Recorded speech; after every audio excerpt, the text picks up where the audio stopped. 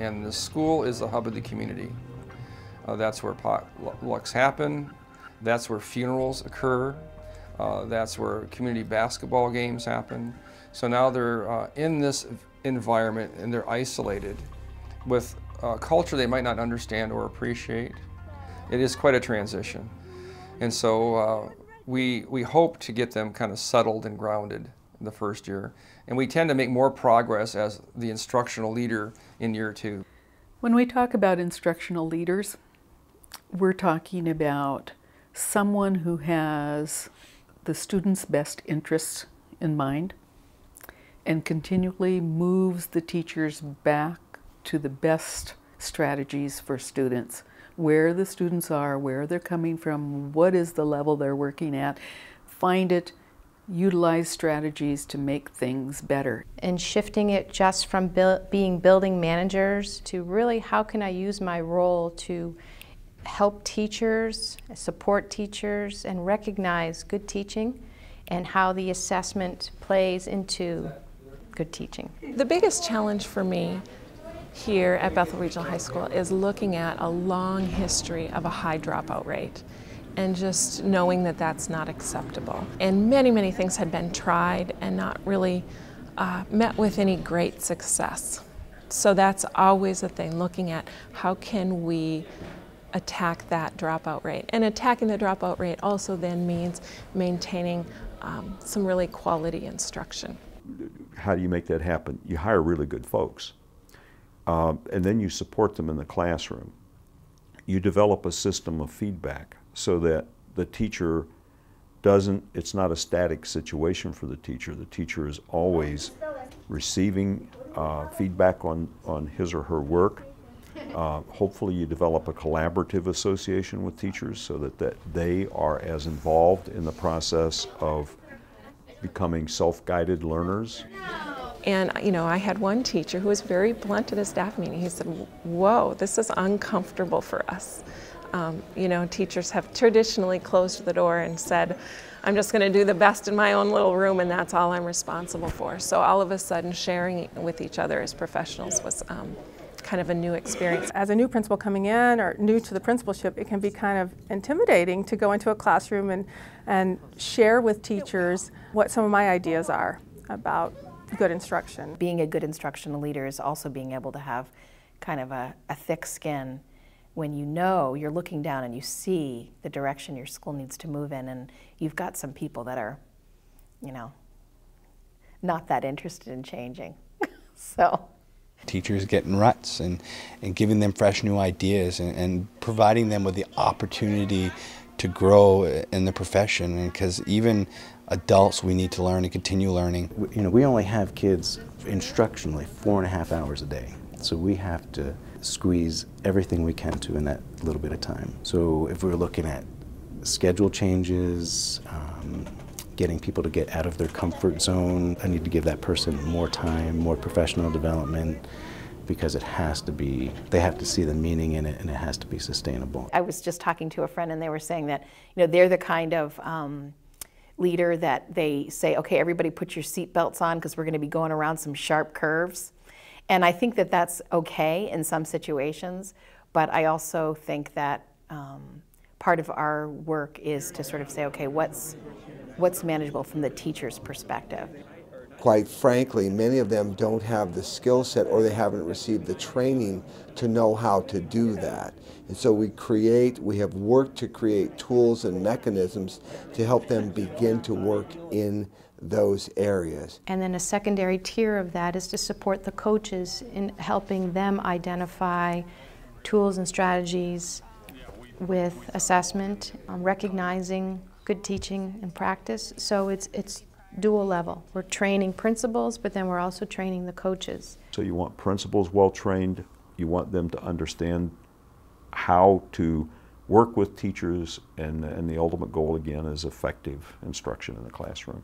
More than an instructional leader, we have to be able to be that person who recognizes what good instruction looks like within our schools. If you have some master teachers in your building, try to get them to open up and be open to being observed by other staff members in the building.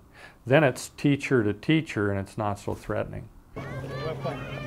The real important message is they see you around the school as not, so to speak, the boss, but you are the person that is going to roll up your sleeves. You're going to work right along with them in whatever capacity. As soon as we break down the walls and everybody is really working together, you have a much stronger organization. Those kids are going to be moving from class to class to class, and we need to make sure that that classroom in one grade is not in isolation from the classroom in the other grade.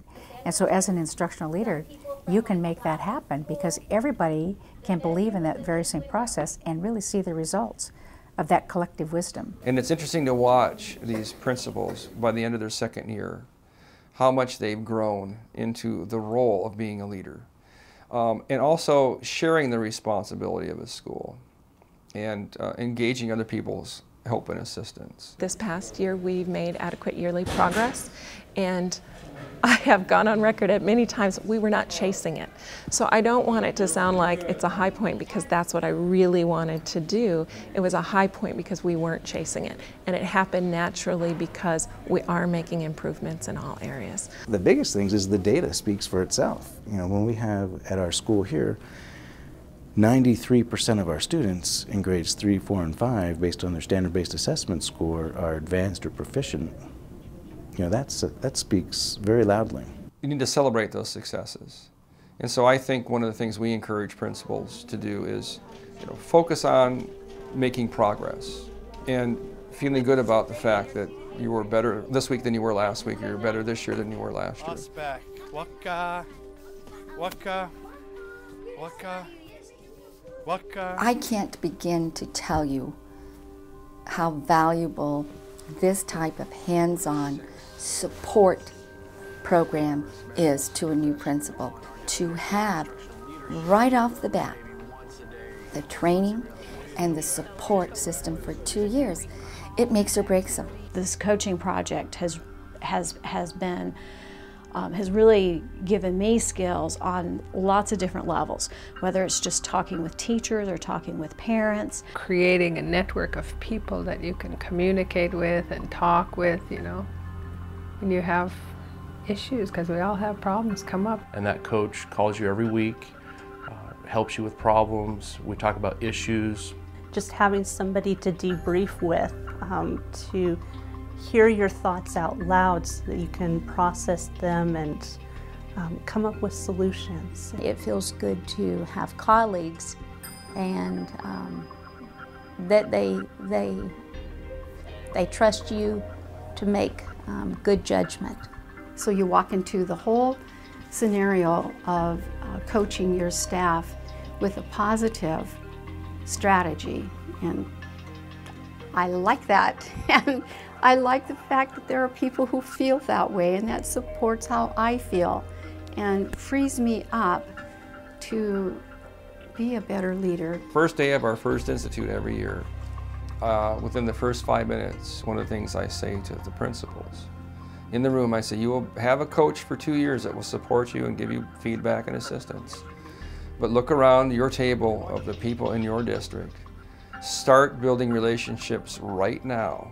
And we want you to build a network of colleagues in this room that can support you through your career. And we hope that you start that today. It was really powerful to bring back those conversations and the things that we had learned at the project and introduce them to our peers. And then the district really listening and saying, yeah, we need to make these changes. Bye, guys.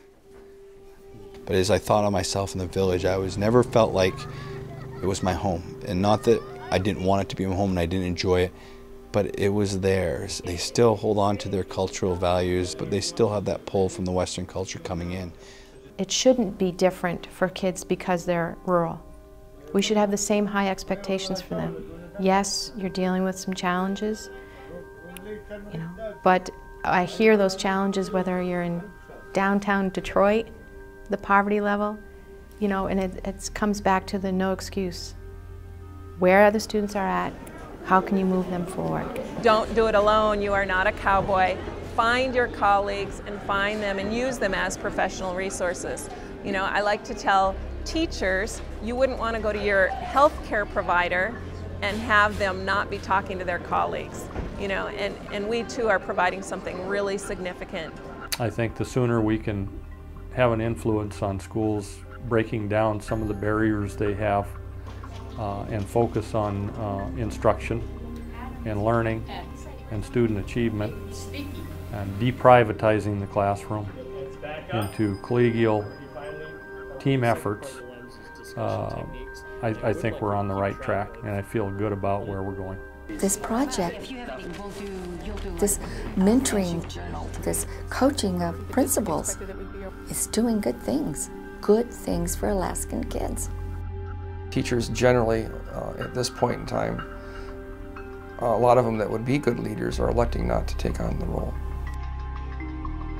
And I think if you want to shape the classroom, school or a school district or even a state, that we need leaders, people to step up and say, I'll give it a try.